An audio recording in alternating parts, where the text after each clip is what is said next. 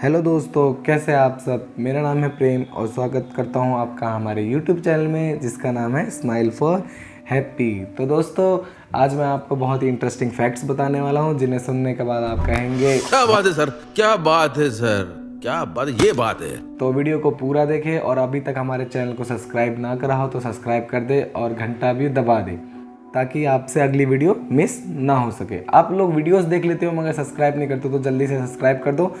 तो शुरू करते हैं बिना किसी देरी के। Fact number 1। तो दोस्तों, जैसे कि हम सबको पता ही है कि हमारे फैमिली में कभी ना कभी किसी न किसी का सीटी स्कैन या एमआरआई हुआ होगा। तो हमारे दिमाग में एक क्वेश्चन जरूर आता होगा, सीटी स्कैन या एमआरआई की फुल फॉर्म क्या होती है। तो सीटी स्कैन की फुल फॉर्म होती है कंप्यूटर टैमोग्राफी और एमआरआई की फुल फॉर्म होती है magnetic resonance imaging. Fact number 2, x-ray. आपके दिमाग में कभी ना कभी ये क्वेश्चन तो जरूर आया हो कि एक्सरे कहाँ से आया, एक्सरे की खोज किसने करी, इसका नाम एक्सरे ही क्यों रखा गया। तो इसकी खोज करी थी जर्मन फिजिक्स्ट विलियम रोएंटजेन। इन्होंने ये डिस्कवर करा था एक रेडिएशंस को 1895 में। इसको इन्होंने नाम दिया था एक्स रेडिएशंस, क्योंकि इनको पता ही नहीं था कि इसका नाम क्या रखें। इनको हम अननोन रेडिएशंस भी कहते हैं और फादर ऑफ द रेडियोलॉजी भी हम इनको ही कहते हैं, विलियम रोएंटजेन। तो एक्सरे की एक डेफिनेशन भी है, वो मैं आपको बता देता हूँ। इसको कहते हैं energetic high frequency electromagnetic radiations. Fact number 3। तो क्या आपको पता है, जब वो करे काम तो सबको दे आराम, मतलब कि पंखा। तो क्या आपको पता है कि सबसे पहला पंखा इस वर्ल्ड में, इस पूरी दुनिया में कौन सा था। दुनिया का सबसे पहला फैन साल 1830 में भारत की ईस्ट इंडिया कंपनी द्वारा डिज़ाइन की गई थी। अजीब की बात तो ये थी कि ये फ़ैन इलेक्ट्रिक नहीं था बल्कि कैरोसिन और फायर से चलता था। तो ये है हमारी दुनिया का सबसे पहला पंखा जो आप देख रहे हैं अभी। Fact number 4, chocolates. चॉकलेट्स तो सबको ही पसंद होगी। तो क्या आपको पता है कि सबसे पहले चॉकलेट कहाँ पाई गई थी, इसकी सबसे पहले खोज किसने करी, इसको किस तरीके से यूज़ किया जाता था। तो सीधी भाषा में कहे जाए तो चॉकलेट 4000 साल पुरानी है। इसका जन्म मेसो अमेरिका में हुआ था, जिसे आज मेक्सिको कहा जाता है। मेक्सिको के लोगों को ही चॉकलेट की खोज का श्रेय दिया गया है। उन्होंने ही सबसे पहले अमेज़न बेसिन के वृक्षावनों में चॉकलेट के पेड़ को देखा था और इसका इस्तेमाल करना शुरू करा था। इसका शुरुआत में इसका जो स्वाद होता है, जो टेस्ट होता है, वो बहुत ही कड़वा और तीखा था।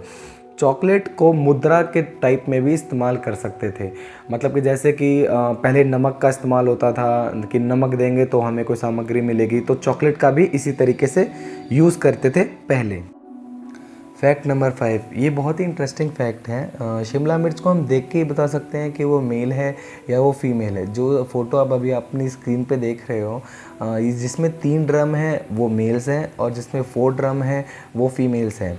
फीमेल्स शिमला मिर्च जो होती हैं उनमें बहुत ही ज़्यादा बीज होते हैं और उनको हम कच्चा भी खा सकते हैं, और जो मेल्स होते हैं उनमें बहुत ही कम बीज होते हैं और वो थोड़ा सा कड़वा होता है, जिनका यूज़ हम सब्जियों में करते हैं। फैक्ट नंबर 6, टमाटर। क्या आपको पता है टमाटर एक वेजिटेबल है या एक फ्रूट है। तो टमाटर एक फ्रूट है। रिपोर्ट के मुताबिक फल वो होता है जिसमें मीठापन होता है और फाइबर्स होते हैं। टमाटर में यह दोनों ही खूबी है।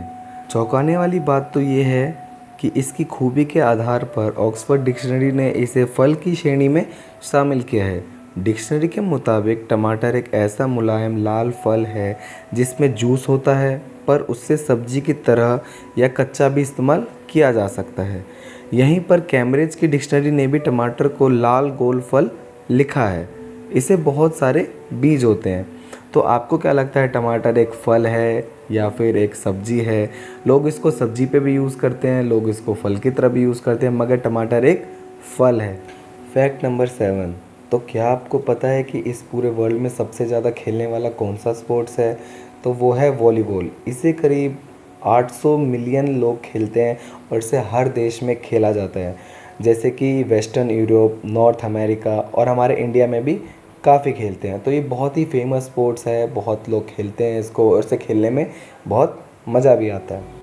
फैक्ट नंबर 8, गौतम बुद्ध के सर पर जो बाल हैं वो रियल में है या फिर इसके पीछे की कुछ और कहानी भी है। तो इसके पीछे की एक कहानी ये भी है कि गौतम बुद्ध के सर पर आए घोंगे। कहा जाता है कि एक बार गौतम बुद्ध ध्यान में मगन थे। उस दौरान वह पेड़ के नीचे बैठे थे और साधना कर रहे थे।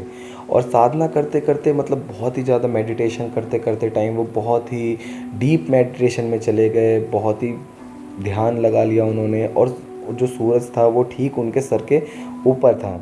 इस दौरान भी गौतम बुद्ध कड़ी तपस्या कर रहे थे। इस बीच गौतम बुद्ध के पास एक घोंघा आया और वो रुक गया और उसने देखा कि ये जो भिक्षु है, ये जो गौतम बुद्ध जी हैं, वो इतनी कड़ी धूप में तपस्या कर रहे हैं। तो उसने ये सोचा कि इनके सर पर तो बाल भी नहीं है, तो मैं वहाँ पर चला जाता हूँ। घोंघा जो होता है उनमें बहुत ज़्यादा नमी होती है और अगर वो सर पर आकर बैठ गए तो उनको कम गर्मी लगेगी। तो इसके हिसाब से 108 घोंघे जो थे वो गौतम बुद्ध जी के सर पर बैठ गए थे। इसलिए उनका जो हेयर स्टाइल है वो ऐसा लगता है जैसे कि उन पर घोंघे सच में बैठे हुए हैं। तो इसके पीछे की कहानी एक ये भी है कि कई लोग ये भी कहते हैं कि गौतम बुद्ध जी जो थे उनके बाल बहुत ज़्यादा लंबे थे और वो तपस्या करते टाइम गर्मी इतनी ज़्यादा बढ़ गई थी कि उनके बाल जल गए और वो घुंघराले हो गए। फैक्ट नंबर 9, तो क्या आपको पता है कि इस दुनिया की सबसे महंगी ड्रेस कौन सी है? तो वो है यूनिक कस्तूरा वाइट गोल्ड ड्रेस। ये ड्रेस दुनिया की सबसे महंगी ड्रेस में से एक है। इस ड्रेस की कीमत 59 करोड़ 50 लाख रुपीज़ है, जो इसकी डिज़ाइन और लुक के हिसाब से काफ़ी हद तक सही है। इस ड्रेस को यूनिक कस्तूरा ने बहुत ही समय लगाकर डिज़ाइन किया था। ये एक ड्रेस डिज़ाइनर ही थी और 50 साल का एक्सपीरियंस था इनको ड्रेस डिज़ाइन करने का। तो आपको क्या लगता है ये ड्रेस 60 करोड़ इतनी महंगी ड्रेस कोई परचेज़ भी करेगा या कोई यूज़ भी करता होगा? मेरे हिसाब से तो ये ड्रेस ही मतलब एक 100 पीस की तरह ही है म्यूज़ियम में रखने वाली। तो आपको क्या लगता है? कमेंट करके ज़रूर बताएं। फैक्ट नंबर 10, ये जो फैक्ट है ये फैक्ट हमारी बॉडी के बारे में है। तो क्या आपको पता है जो हमारी आइज़ होती हैं वो कितने मेगापिक्सल की होती हैं? जैसे कि फ़ोन्स में मेगापिक्सल होते हैं, कोई 13 मेगापिक्सल होता है, कोई 16 मेगापिक्सल होता है, 64 होता है, अब तो 108 मेगापिक्सल तक फ़ोन्स में कैमरास आने लगे हैं। तो हमारी जो आइज़ होती हैं वो होती है 576 मेगापिक्सल्स की। तो दोस्तों ये वीडियो थी इंटरेस्टिंग फैक्ट्स के बारे में। आशा करता हूँ कि वीडियो अच्छी लगी होगी। वीडियो अच्छी लगी हो तो इसको लाइक करें। चैनल को अभी तक सब्सक्राइब नहीं करा तो इसको सब्सक्राइब करें, कमेंट करें और शेयर भी करें। मिलता हूँ आपसे आपकी अगली वीडियो में, तब तक अपना ख्याल रखें।